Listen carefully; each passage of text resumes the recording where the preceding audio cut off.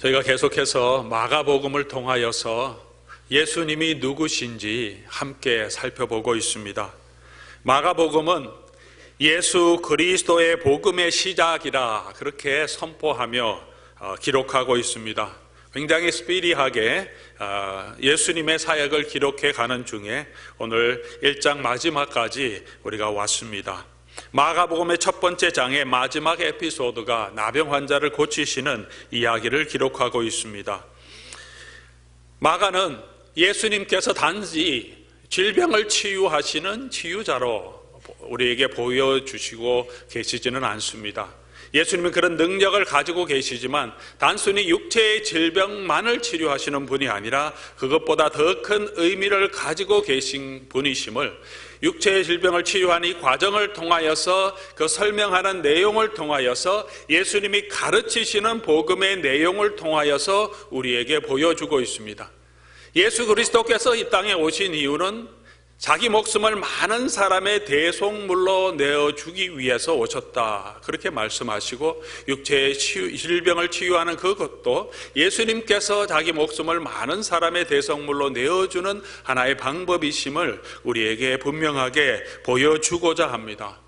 그래서 1장에서 예수님이 하시는 많은 기적적인 사역 가운데 맨 마지막에 나병 환자의 질병을 고치시는 이 모습을 통하여서 마가는 조금 더 분명하게 예수님이 누구시며 예수님이 무슨 일을 하기 위해서 이 땅에 오신 분이심을 간략하게 기록해 주고 있지만 그 간략한 단어 가운데 저와 여러분으로 하여금 그 일을 분명하게 보여주게 하십니다. 오늘 39절 말씀 지난주에 마지막 본문이었습니다. 39절 말씀 보면 이에 예수님께서 갈릴리로 다니시면서 여러 회당에서 전도하시고 또 귀신을 내어 쫓으셨더라. 갈릴리의 사역을 요약해서 지금 기록해 주고 있습니다. 요약해서 기록해 주고 있으면서 40절 오늘 본문의 첫 부분에 가서 보면 한 나병 환자가 예수께 와서 꿇어 엎드려, 시간과 장소도 기록되어 있지 않습니다. 예수님이 갈릴리 온 땅을 다니면서 전도 여행을 하시고 병자를 치유하셨는데, 그리고 특별한 언급이 없이 나병 환자를 고치신 내용을 기록해 주시는 이유는 이 여러 가지 예수님의 일 중에 이 일이 가장 대표적인 예수님의 사역이기 때문에 예를 들어서 지금 설명해 주고 있다는 것을 우리가 충분히 이해할 수 있습니다. 대표적이란 말은 나병 환자를 고치신 이 사건이 가장 놀라운 치유, 불가능한 것을 치유하셨다, 그런 의미에서 대표적이라고 말씀드리는 것은 아닙니다. 대표적이라고 하는 말씀은 이 사건을 통하여서 우리가 어떤 사람이고 예수님은 어떤 능력을 가지고 어떤 축복을 저와 여러분에게 보여주시고 우리에게 혜택을 베풀어 주신 분이신지를 가장 잘 보여주는 사건이기 때문에 대표적인 사건이라고 말할 수 있습니다. 오늘 한 나병 환자가 예수님께 찾아왔다, 그렇게 말합니다. 문둥병이라고도 우리가 말합니다. 나병 환자에 대해서 저와 여러분 잘 알고 계십니다. 우리 어르신들은 훨씬 더 잘 알고 계시고, 제가 어렸을 때 제가 생각하기엔 초등학교 아주 저학년 때였을 것입니다. 제가 경상북도 영천군 인구면 평천동 시골에 살았었는데 아주 어릴 때 기억입니다. 그러니까 초등학교 아주 저학년 때였을 것 같은데 거지들이 이렇게 무리를 지어서 한번 와서 저희 집에서 쌀을 좀 달라고 이렇게 국을 한 적이 있습니다. 아이들도 있었고 한 무리인데 어머니께 물어보니까 거진데 나병 환자들이다, 그렇게 말하고 있습니다. 그 당시에도 그렇게 많지는 않았지만 돌아다니는 사람들이 있었던 것 같습니다.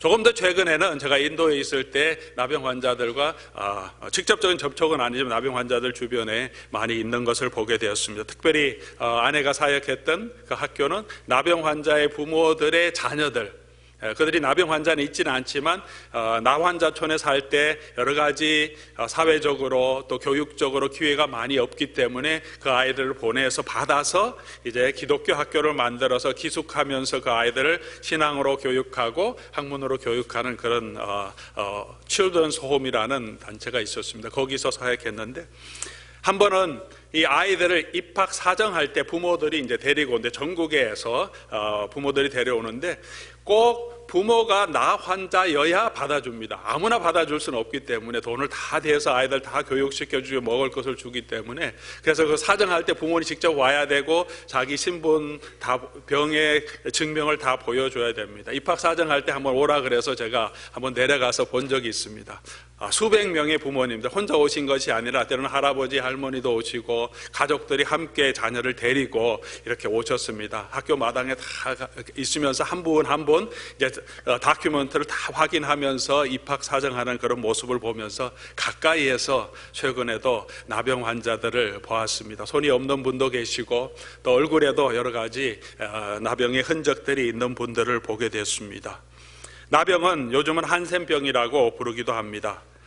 나병군을 일으키는 나균에 의해서 발병되고 전염이 된다, 그렇게 알려져 있습니다. 잠복기가 5년에서 20년까지 있어서 안에 균이 있지만 정상적으로 생활할 때가 참 많이 있습니다. 발병이 되면 신경계, 기도, 피부 등의 유가종이라고 하는 피부 질병이 생기면서 신경 감각이 통증이 마비되는 질병이라고 합니다. 또 그 통증의 마비됨을 통하여서 몸이 썩어져 가는 것을 모르고 손가락이 잘려 나가는 것을 모르면서 그렇게 지내는 병입니다. 감염되는 것은 기침 또는 코에서 나오는 체액에 접촉됐을 때 감염이 일어날 것이라고 추측합니다. 감염이 심하게 강하게 전염되진 않지만 전염성이 있다, 그렇게 알려져 있습니다. 면역 체계가 없어지기 때문에 10년에서 한 30년 사이에 나병 때문에 죽는 것이 아니라 다른 질병 때문에 사람들이 생명을 잃게 되는 병입니다.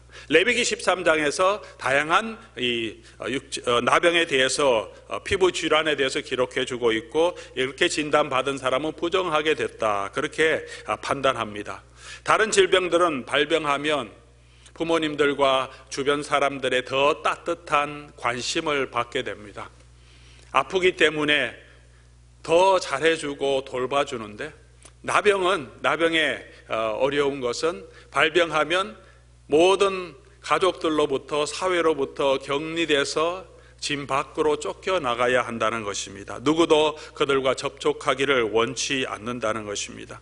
병이 있는 것도 서러운데, 그 고통도 서러운데, 사랑하는 가족에서, 집에서, 사회에서 쫓겨나서 성 밖에서 불황민처럼 거지처럼 살아야 합니다. 혹시라도 마을로 들어오는 길이 있으면 사람들에게 엄청난 배척을 당하고 경계를 당할 수밖에 없습니다.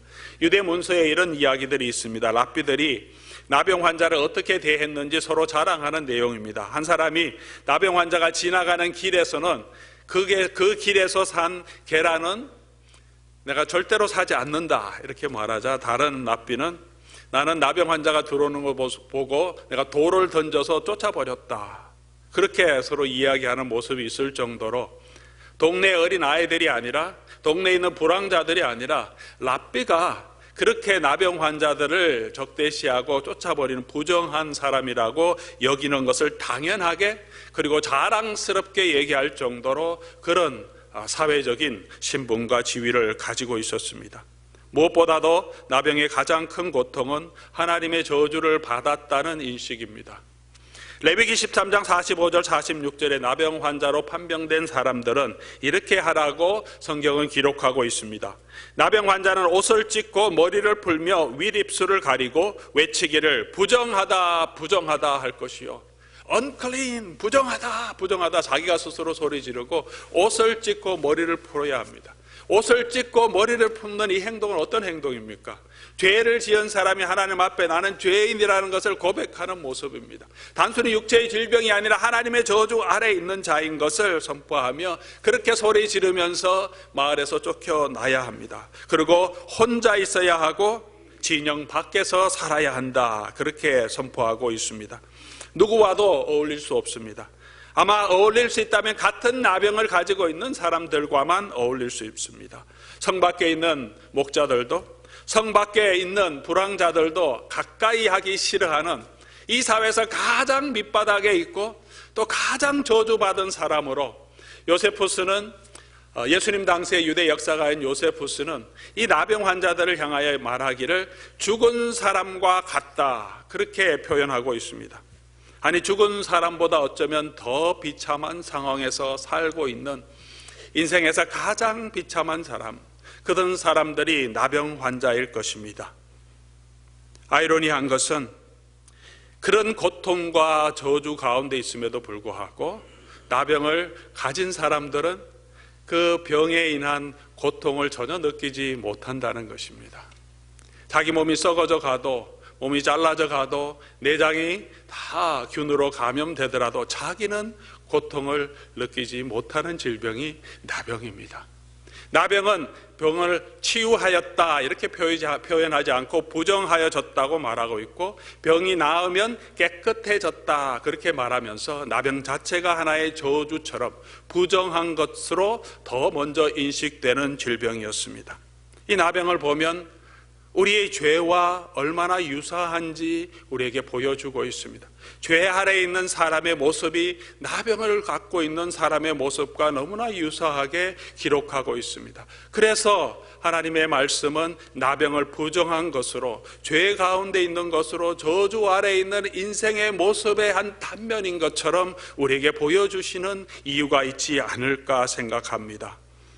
나병 환자의 이런 모습처럼 저와 여러분은, 이 땅에 있는 모든 사람들은 유대인이든지 이방인이든지 우리의 죄의 문제를 가지고 있으면서도 죄로 인하여서 우리가 죽어가고 썩어져 가고, 우리가 그 영향 가운데서 점점 죽어져 가고 있는데도 알지 못하고, 하나님의 저주 아래에 있는데도 그 일을 알지 못하고 살아가는 그런 사람은 아닙니까?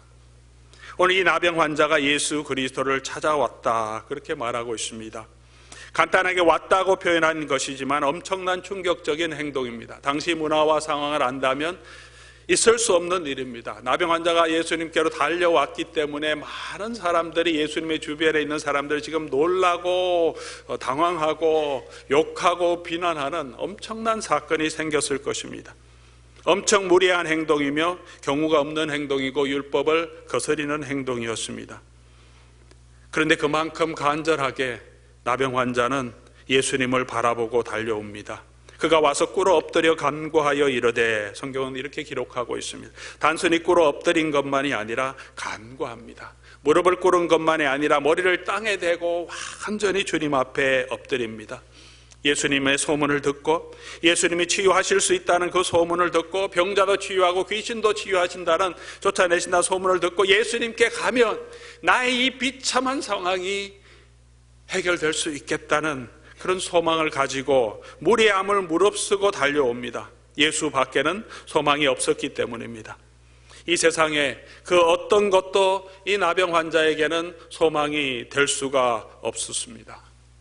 저와 여러분, 우리도 이 세상을 살아가면서 이 세상에서 소망을 가질 아무것도 없을 때가 있습니다. 우리 육체의 질병 때문에, 우리가 처한 삶의 환경 때문에, 어떤 의사를 통해서도 어떤 약을 통해서도 해결할 수 없는 문제, 어떤 재능을 통해서도 어떤 환경을 통해서도 이 나의 현재의 삶 가운데 내가 해결할 수 있고 다른 사람의 도움을 받아서도 해결할 수 없는 그런 기막힌 상황을 맞이하는 사람들도 있습니다. 도저히 해결할 수 없는 문제들이 있을 때 언제 해결해야 될지, 언제 해결될 수 있을지 기약이 없는 그런 문제를 가지고 있을 때 저와 여러분은 어떻게 행동하고 있습니까? 우리 죄의 문제도 그런 문제 중에 하나입니다. 내 속에 있는 뿌리 깊은 죄의 문제들을 저와 여러분이 어떻게 해결할 수 있겠습니까? 오늘 이 나병 환자는 예수님을 바라보고 달려왔습니다. 원하시면 저를 깨끗하게 하실 수 있습니다. 할 수 있으면이 아니고 그런 예수님이 할 수 있다는 것을 믿었습니다. 예수님의 능력의 문제가 아니고 예수님의 의지의 문제고, 예수님께서 이 나병 환자를 바라보시고 불쌍히 여겨주시는, 원하시는 것이 문제인 것을 알았습니다. 원하시면 예수님, 나를 불쌍히 여겨주시면 저를 깨끗하게 하실 수 있나이다. 예수님이 원하시면 깨끗하게 하실 수 있는 분이심을 여러분은 믿으십니까? 그런데 정말 문제는 내가 하나님의 은혜와 하나님의 자비하심을 받을 수 있는가 하는 것입니다. 예수님이 원하시면 깨끗함을 받을 수 있는데, 정말 예수님께서 나를 고쳐주실 그런 마음을 가지고 있고 나는 그 은혜를 받을 수 있는 자격이 있는가 하는 것입니다. 이 나병 환자가 예수님의 은혜를 받을 자격이 있습니까? 없습니다. 그럼에도 불구하고 이 나병 환자는 소망을 둘 것이 예수님 밖에 없다고 생각하고 예수님께로 달려온 것입니다. 바랄 수 없지만 그럼에도 그에게는 예수뿐이었습니다. 사랑하는 성도 여러분, 우리 절망 가운데 우리가 붙들 수 있는 것은 무엇입니까? 하나님 앞에 나아올 수 있는 자격도 없다고 생각하는 그때에도 우리가 붙들 수 있는 소망은 무엇이고 우리가 가야 할 곳은 어디 있습니까? 이 나병 환자처럼 달려와 주께 엎드리는 길밖에 다른 길이 없음을 오늘 이 말씀을 통해서 믿으시기 바랍니다. 죽음 가운데서도, 나의 죄 가운데서도, 자신에게 실망하고 자책하고 자기를 스스로 가해하는 그런 상황 가운데서도 잊어버리려고 해도 잊어버릴 수 없는 상처와 아픔을 품고 있음에도 우리가 소망할 수 있는 길, 우리가 가야 할 길은 어디에 있습니까? 세상에서 어떤 희망을 찾을 수 없을지라도, 절망 가운데 있을지라도, 절망의 가장 밑바닥에 있을지라도 저와 여러분이 달려갈 것은 오직 예수뿐입니다. 그리고 그 예수님이 이곳에 계시다는 것입니다. 이것이 복음입니다. 이 일을 위하여서 예수님이 오셨습니다. 이 일을 위하여서 예수님은 갈릴리의 다른 지방에도 가시고 바로 이런 사람들을 만나고 이런 사람들에게 예수 그리스도의 사랑과 예수 그리스도의 자비를 베풀어 주시기 위해서 이 비참한 상황에서 하나님의 은혜의 자리에 굳건하게 서서 하나님의 백성으로, 아버지 하나님의 자녀로 다시 회복하게 해 주시기 위해서 예수님이 오셔야 했고, 예수님이 아침 일찍 일어나셔서 그 집을 떠나셔야 했고, 이 일을 이루시기 위하여서 예수님은 새벽 미명에 기도하고 계셨던 것입니다. 예수님께서 불쌍히 여기사, 성경은 이렇게 기록하고 있습니다. 불쌍히 여기사. 저와 여러분, 우리에게 아무리 불쌍한 사람이라도 나의 삶의 경계선, 안전지대를 넘어서 들어오는 사람에 대해서는 굉장히 불쾌함을 느낍니다. 우리가 서로 사랑한다고 하지만 무리하게 갑작스럽게 집에 찾아오는 형제나 아는 그런 교인이 있다면 굉장히 불쾌함을 느끼기도 합니다. 길가에 있는 홈리스는 너무나 불쌍하게 생각합니다. 하지만 그 홈리스가 문을 열고 내 집안을 들어온다면 얼마나 경계하겠습니까? 폴리스를 부르고 때리든지 바깥으로 쫓아냅니다. 내 삶의 경계선을 불편하게 침입하는 사람은 우리는 받아들이지 않습니다. 나병 환자도 예의 없이 정말 무리하게 그런 부정한 모습을 가지고 무턱대고 들이밀며 예수님 앞에 찾아왔습니다. 누가복음 17장에 보면 예수님께서 갈릴리와 사마리아 사이로 지나가실 때 10명의 문둥병자를 만나는 모습이 나옵니다. 이 10명의 문둥병자는 멀리 서서 예수님께 소리를 지릅니다. 예수 선생님이여, 우리를 불쌍히 여기소서.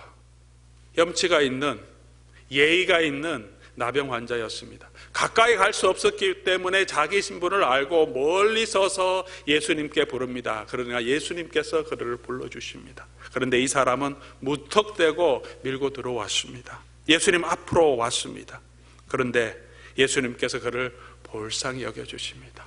그의 행동을 보지 아니하시고 그의 고통을 바라보십니다. 그의 절박함을 바라보십니다.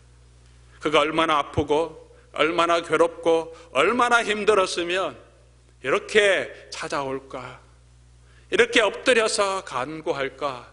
예수님은 그 마음을 보시고 불쌍히 여겨주십니다. 손을 내밀어 그에게 대시며 라고 성경은 기록하고 있습니다.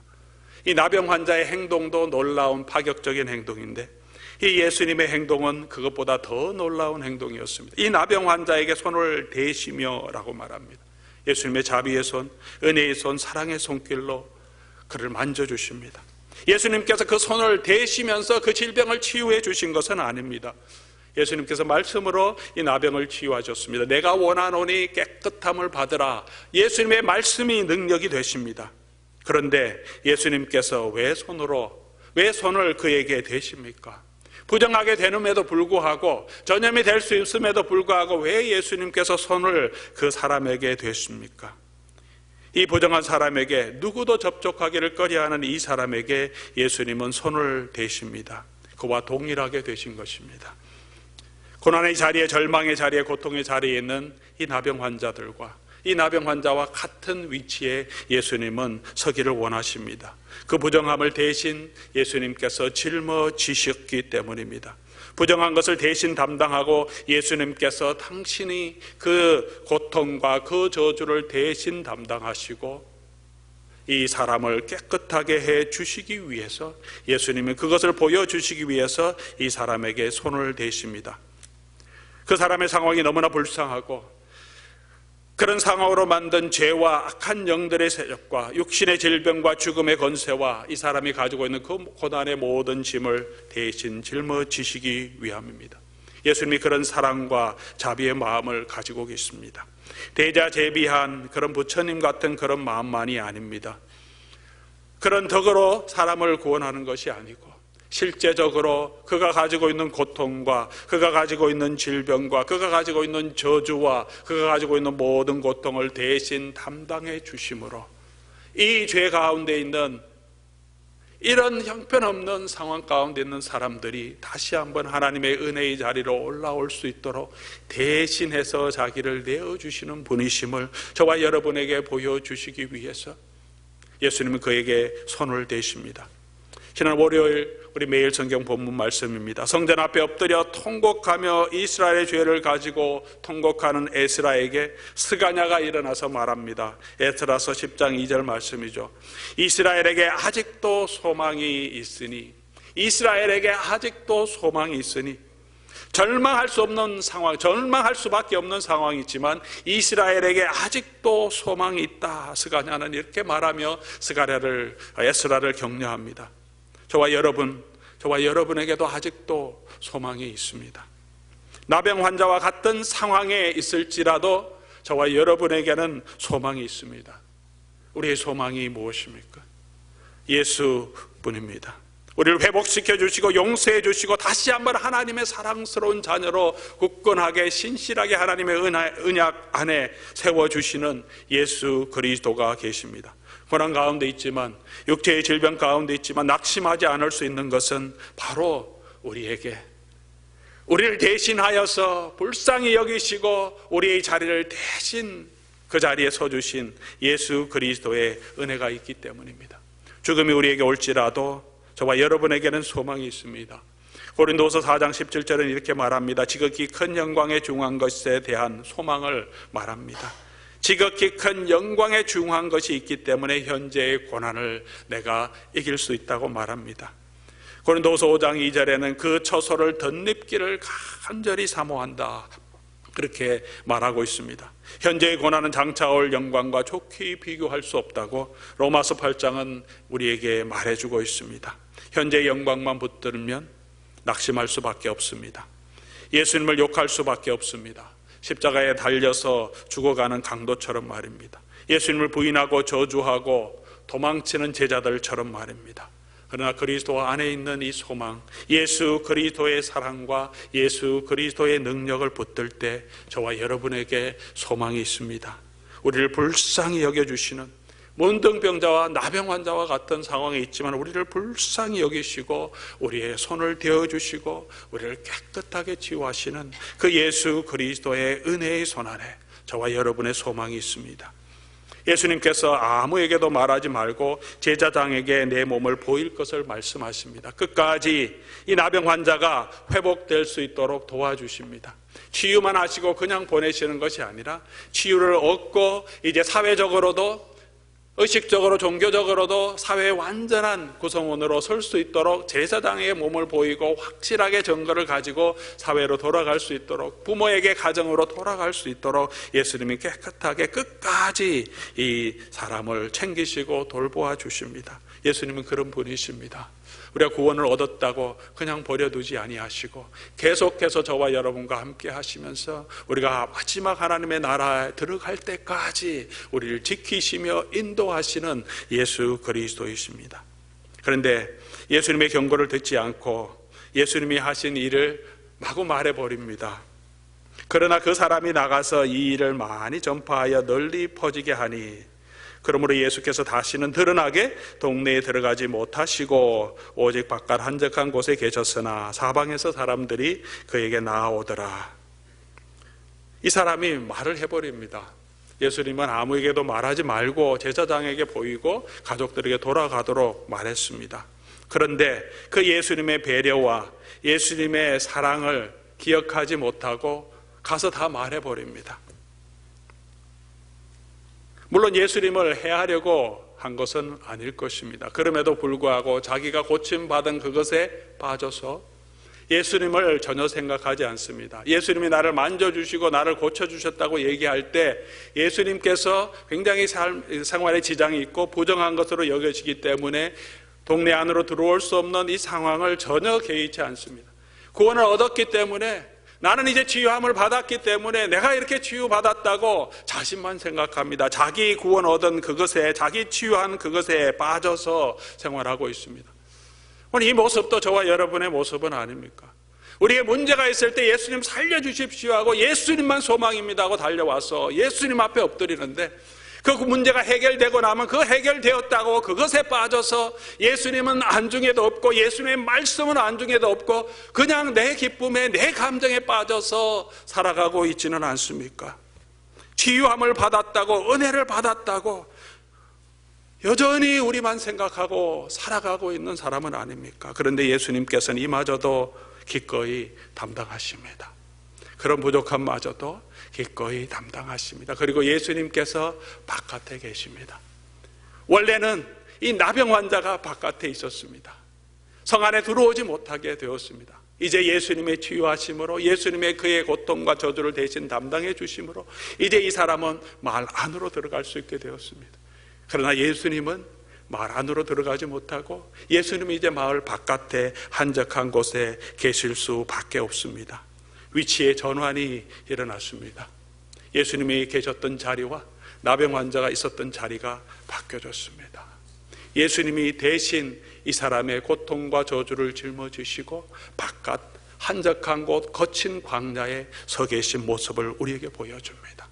예수님께서 이 땅에 오셔서 한 모든 일에 예수님의 구속 사역과 십자가의 사역, 그 일을 요약해서 보여주는 내용이 바로 오늘 이 나병 환자를 고쳐주시는 예수 그리스도의 사역입니다. 예수님이 누구이십니까? 예수님이 어떤 분이십니까? 바로 이런 분이시라는 것입니다. 그리고 또한 이 본문을 통하여서 저와 여러분은 얼마나 부족한 사람인지 우리에게 보여주시고 계십니다. 그 당시에 있는 유대인들이, 그 당시에 있는 이방인들이, 오늘 저와 여러분들이 예수 그리스도 없으면 어떤 사람인지를 우리에게 보여주고 있습니다. 우린 나병 환자와 같습니다. 우린 예수만 바라보고 나오지만 고침받은 후에도, 예수 그리스도의 은혜를 받은 후에도 여전히 부족하여서 자기의 감정에 빠져 있고 자기 원하는 대로 행동하는 그런 모습이 여전히 남아있는 사람들입니다. 그럼에도 불구하고 예수님은 우리의 죄를 담당해 주시고 예수님께서 바깥 한적한 곳에 거하십니다. 그렇게 저와 여러분을 구원해 주셨습니다. 이 말씀을 통해서 우리가 그렇게 해도 된다는 말씀이 아니죠. 우리도 이 나병 환자처럼 이렇게 행동해도 된다는 말씀이 아니죠. 이 말씀을 기록해 주신 이유는 이 예수님의 모습을 알고, 그러므로 저와 여러분들이 예수의 사랑을 알고 예수의 은혜를 알고 그 은혜 가운데 서 있는 자, 그 예수님이 가신 그 길을 따르는 자로 살아가도록 저와 여러분에게 도전해 주시는 말씀입니다. 누가 그 은혜를 누리겠습니까? 누가 예수님이 베풀어 주시는 이 은혜를 누리겠습니까? 그분에게 나아오는 자들입니다. 예수님 바깥 한적한 곳에 계셨으나 사방에서 사람들이 그에게로 나아오더라. 사람들이 사방에서 그에게 나아옵니다.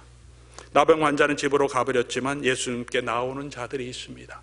예수님께 나오는 이 사람들은 예수님이 베풀어 주시는 그 은혜와 그 자비와 그 풍성한 하나님의 축복을 누리게 되는 것입니다. 주님께로 나아가는 저와 여러분이 되시기를, 또 주님께 나아가서 예수님께서 베풀어 주시는 그 치유함, 예수님이 베풀어 주시는 그 회복을 누리는 저와 여러분 될 수 있기를 바랍니다. 이 세상에서는 아무 소망이 없을지라도 우리 주님께는 소망이 있습니다. 찬송가 287장 예수 앞에 나오면 이런 찬송을 이렇게 시작합니다. 예수 앞에 나오면 죄사함 받으며 주의 품에 안기어 편히 쉬리라. 예수 앞에 나와서 은총을 받으며 마음의 기쁨 넘치어 감사하리라. 우리 주만 믿으면, 우리 예수 앞에 나오면 죄사함을 주시고, 예수 앞에 나오면 예수님께서 이 한없는 은총을 저와 여러분에게 베풀어 주신다고, 그리고 우리 마음의 기쁨을 넘치게 해주신다고 약속해 주셨습니다. 우리가 은혜 아니면 살아갈 수 없는 자임을 다시 한번 오늘 본문 말씀을 통하여 깨닫는 저와 여러분 될 수 있기를 바랍니다. 이것을 깨닫는 것이 은혜입니다. 이것을 아는 자가 가장 행복한 자이며 가장 능력 있는 자입니다. 세상 평안과 위로 내게 줄 수 없지만 주님께 나아가면 주님께서 참된 평화와 위로를 주실 것입니다. 주님께서 나가는 자, 주님을 만난 자는 알고 주님을 만난 자는 이 축복을 누리게 될 줄 믿습니다. 오늘 우리 주님 앞에 나아가서 세상에 줄 수 없는, 알지도 못하는, 얻을 수 없는 그 평안을, 하나님이 주시는 그 은혜의 축복을 누리는 저와 여러분 될 수 있기를 주님의 이름으로 간절히 소원합니다.